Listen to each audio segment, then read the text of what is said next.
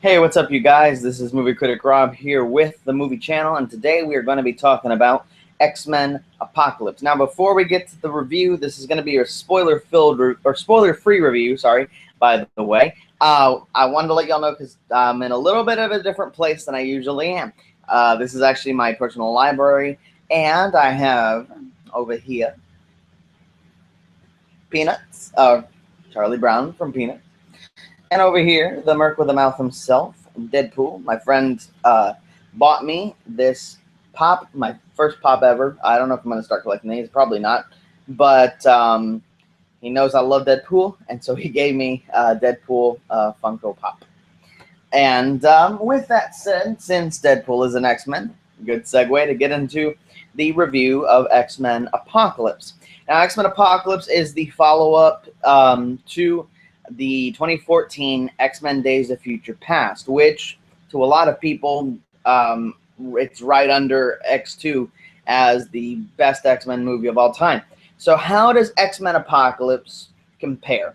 Well, if you've been on the internet for about 2 weeks up to the release date, which was yesterday, I actually went to go see this movie on Thursday, but I wasn't able to sit down and write this and do this review until today. But if you have been online, you've probably seen a bunch of negative reviews. So you're probably thinking, okay, what do I think about it? One thing that I have seen all the X-Men. I have all the X-Men films. I'm not going to say that it's been a perfect franchise, just like I will not say the MCU has been a perfect franchise, but they have had some good hits, just as well as they've had some good misses. And I can honestly say X-Men Apocalypse, I liked it. It was a really good movie. I thought that for once, we got the villain at the forefront. Because, I think a lot of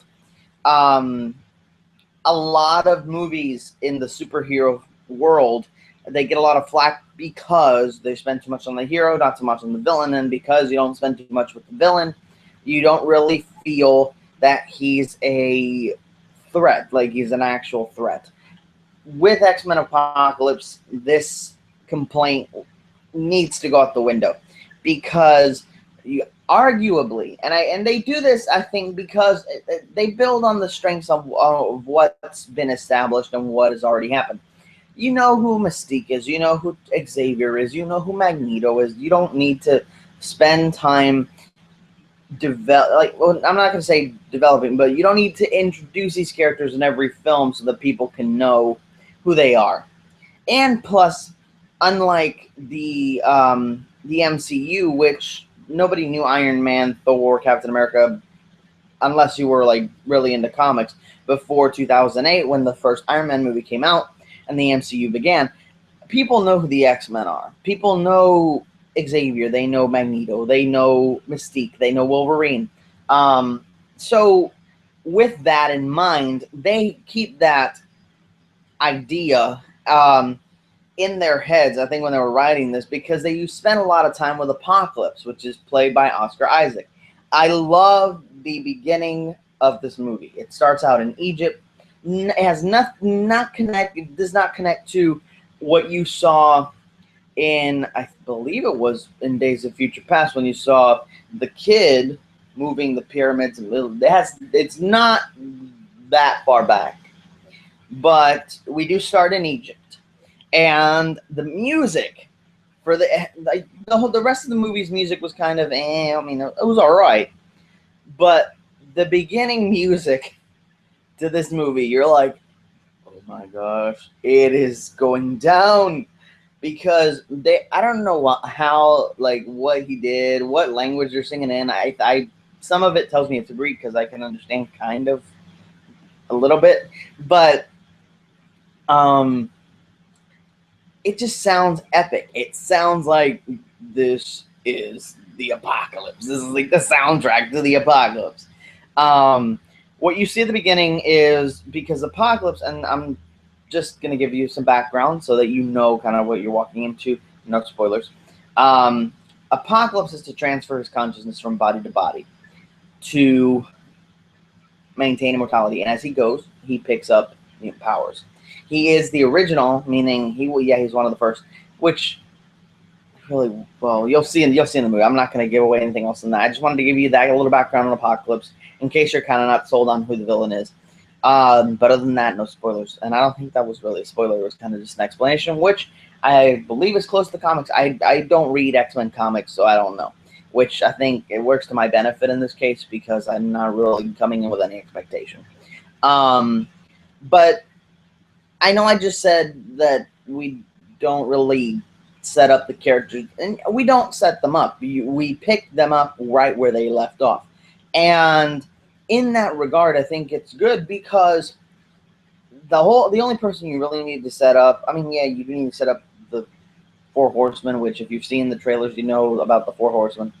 I'm not going to tell you who they are because you can figure that out for yourself.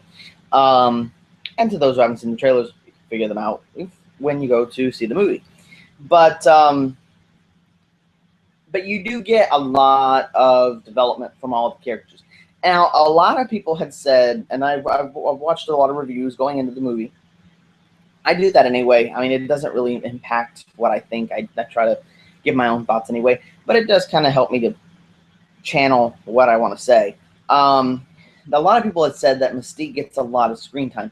She does. She's kind of the conduit for us to experience the movie, meaning she goes on this journey and we go on the journey with her. But I don't think she overpowered the film by any means. I would honestly say that Charles Xavier was the one who was at the forefront of the whole thing, other than Apocalypse himself. So I didn't get any negativity from that. What I do love about this movie, and I think I'm going to close it here just because I want y'all to experience this for yourself. It's a really good movie, and I really want you to go out and see it. I have not seen Alice in Wonderland, so I'm not going to do a review on that until I go and see it. But as far as Apocalypse goes, it's a really good movie. I do love Oscar Isaac and what he does with Apocalypse. I don't see any negatives. I think he looks a lot like the cartoon. I honestly do. I mean, yeah, he looked. I know everybody goes to that one picture where he looks like Ivan Ooze, but he looked menacing, and he was menacing the entire time. One thing I was going to say before I wrap up this review was the worst X-Men films, and I think a lot of people will agree with me on this, are X-Men Origins Wolverine and X-Men The Last Stand, or X-Men 3. And this movie does a lot to take away the bad taste in our mouth that was left from those two films. And I think they succeeded. Because if you've watched Days of Future Past, you know we're in a different timeline. However, they still need to... I like that... Well, I'm going to put it this way. I like that the writers, in doing this, which is the third film of the prequel, but not really because they're in an alternate timeline. I don't know how that works, but it's the trilogy capper. The last trilogy capper was a mess, and it was followed by X-Men Origins Wolverine, which was also a mess. So with my buddy here and his movie, we have now wiped the mistake of giving him Cyclops vision and swords coming out of his arms. So you're good, Deadpool. But the rest of X-Men Origins and the entire mess of Last Stand was still there.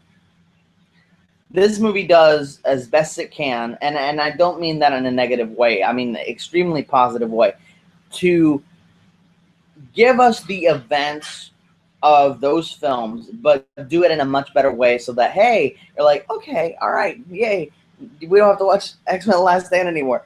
And it works.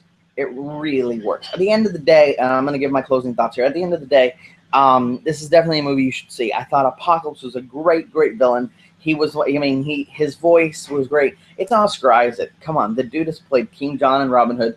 Poe Dameron in The Force Awakens. The dude is there. He's played Joseph, the earthly father of Jesus in the Nativity story. What else has he done? He's done a lot of stuff. And he's good. He's good. he sells the movie. He really does. And I think that it was wise on the part of Fox to get him to play Apocalypse because he can carry it. But there was only one point, and it was only because I'd seen Robin Hood, and he goes, when in the movie Robin Hood at the end, he says, "I would love," and he yells. When he there's a part where he's yelling out, "Charles," and I could hear the connection. But other than that, it doesn't sound like Oscar Isaac. It sounds like, I don't even know. It just sounds epic. At the end of the day, go watch this movie. Give me your thoughts. I want to know what you think down there in the comments section. I love that you guys have been commenting on the other videos, especially the DC and Marvel Battle Royale video. It's not really a Battle Royale. I was kind of explaining why there shouldn't be any stigma there between the two camps. But that has had a lot of response. It's over 600 views. It's my highest viewed video on YouTube, and I thank y'all for that. The comments are still coming in, and I'm reading them. Some of them I don't really comment on because, I mean, that's y'all, like talking back and forth. And I don't really want to get in between that. I just want to watch it and then see what y'all do. Thank you so much. And to those of you that are subscribers, to those of you that are watching this video, go and get people that love movies, that you think would love this channel. I love doing this stuff, and I'm always open to suggestions, so that's what the comment section is for. I do read them. I do read all the comments that y'all send. I don't maybe respond to all of them because they may not correspond to me, but I do read them. So please comment below what you thought about X-Men Apocalypse. Comment below if you have any ideas for any videos you'd like me to do. The video I'm going to do with Stuart Jones is still going to happen at some point. I don't know if it's that useful to do a Civil War video anymore because, I mean, now we've moved on to Apocalypse. I don't know. It may be a video about superhero films as a whole. I don't know. We'll see. But I know something is going to happen. I do want to collaborate with him because he's just getting started with his channel, and I want to help him out. And he's a cool guy. He's a friend of mine, personal friend, and I do want to help him out. So comment your thoughts down below on Apocalypse. Comment down any ideas you have. Like, subscribe, and share this video. This has been Movie Critic Rob with the Movie Channel, and I'm signing off.